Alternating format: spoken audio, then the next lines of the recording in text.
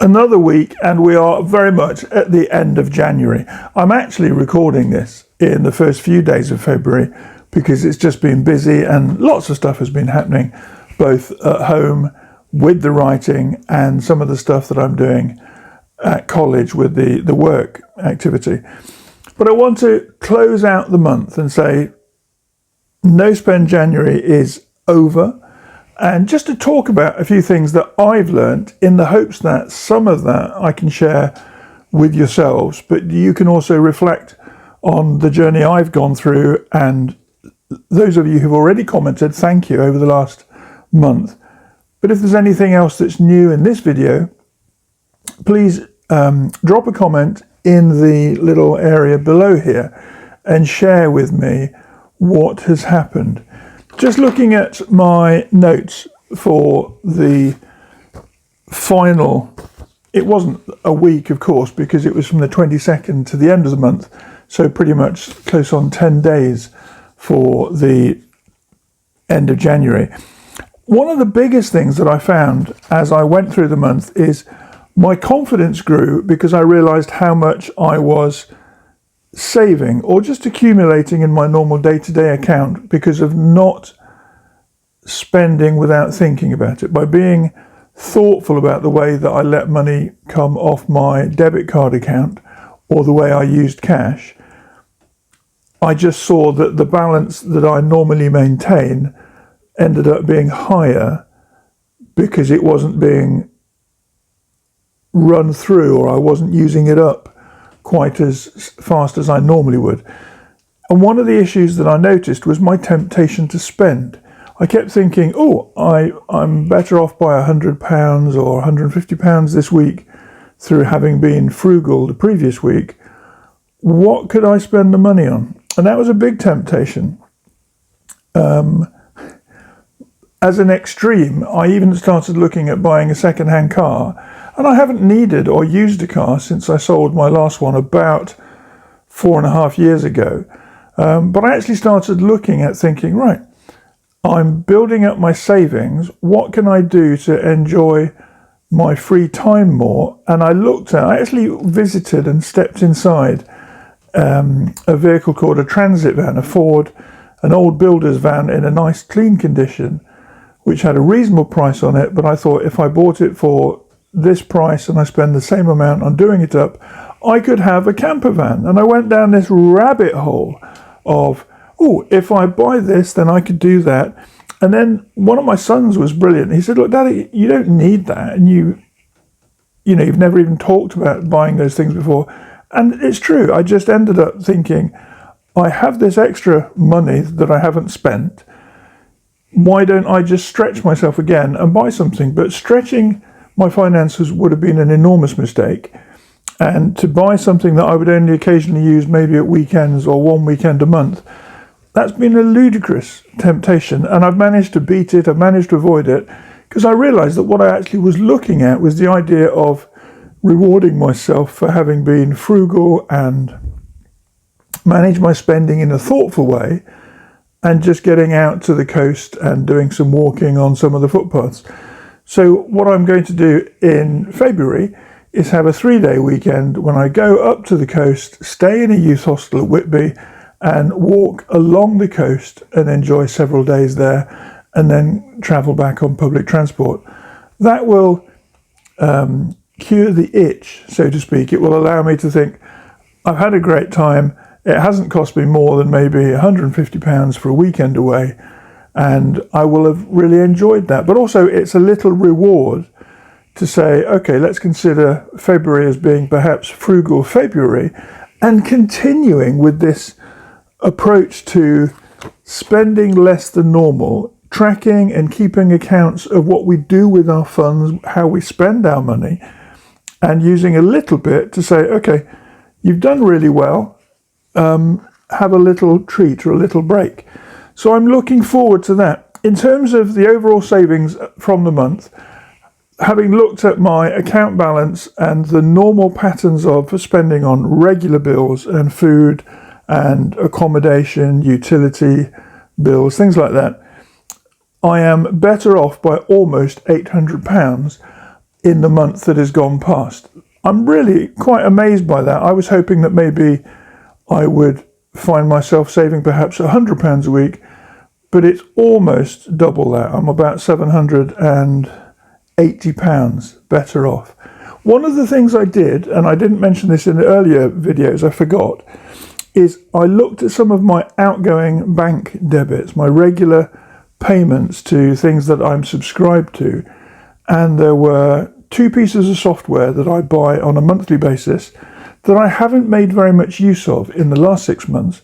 So I've cancelled those, and that saved me just over $42, which must be about £35, I'm guessing. But that was just another saving from combing through an online bank statement at the end of the month thinking, actually, I don't want to have those costs as we move into February. Let me delete them now, or remove the regular direct debit. And that's also been very good. One of the other things I did is I spoke last week to my local authority, and I've queried my council tax bill for the possibility that I overpaid slightly in autumn of last year, and that could buy me, it wouldn't give me any income, but it would mean that I have a little bit less to pay in March and April of 2025. So both of those things will perhaps save me an extra, the software $42 a month, and the council tax will probably save me about £300 over the next 3 months. And that's an amazing thing.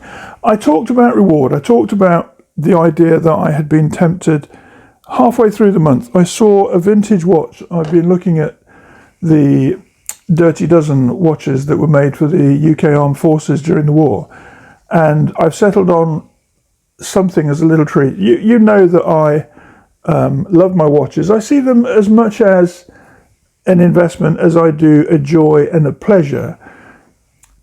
But more than anything else, they give me such happiness, such intense enjoyment, just to think that is a beautiful thing. I can possibly pass it on to one of our sons as a future gift. But mostly, I love the idea that I've got a notebook, a pen, and a watch, and you've seen some of my videos on this topic. I love the concept that I can work by my standards and according to my way of operating. I can use my notebook and a watch, and I combine that with a pen, and those 3 things together allow me to organize the basics of running my week, working on my writing, engaging with students in my daytime job at the college, and that helps me. But one thing I have done is I bought this beautiful little watch from the late 1940s or the early 1950s. It's called a Vertex. It's a tiny watch. I think it's about 36 millimeters across, but it has a beautiful small seconds dial here. And I think that will show on the video when you actually get to see it. But that is a beautiful timepiece on a little cloth strap.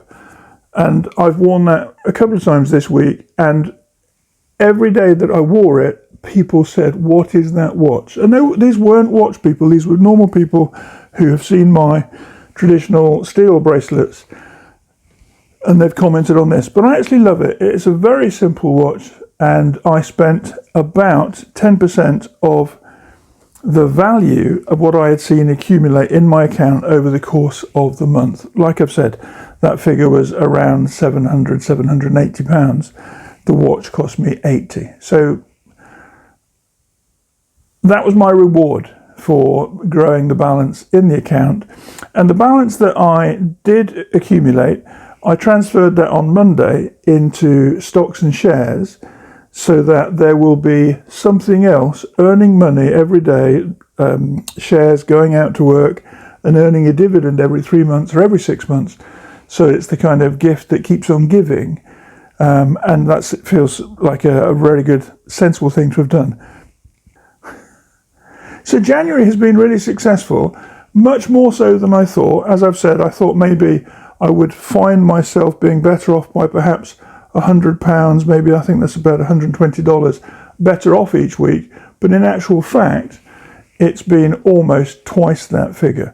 So I'm committed to making this coming month what I've referred to on my notes as Frugal February, so that I can see an ongoing process of finding value in the way that I handle my money and looking at making that money work harder in future months. Let me know what you've done. Have you been more mentally engaged with looking at your personal finance? Have you used a calculator more frequently to think, could we save money on this, or might our money work better on this other topic, on this other aspect of our regular spending?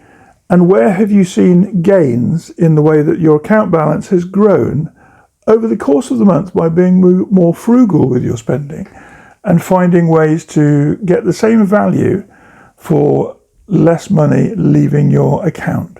I'd love to hear from you, so please let me know what you've done. And if you want to move into Frugal February, I'm absolutely sure that I'm going to do some more videos around minimalism and frugal activity, but many of them based on the concepts of things that I've talked about here in 10-minute budgets. So no surprises, but referring back to some of the stuff that's helped me in recent years, and taking that to another level in order to find value and benefit in the way that we use our money in the course of the coming months. I hope that's been useful. Look forward to hearing from you, and I'll see you in the next video.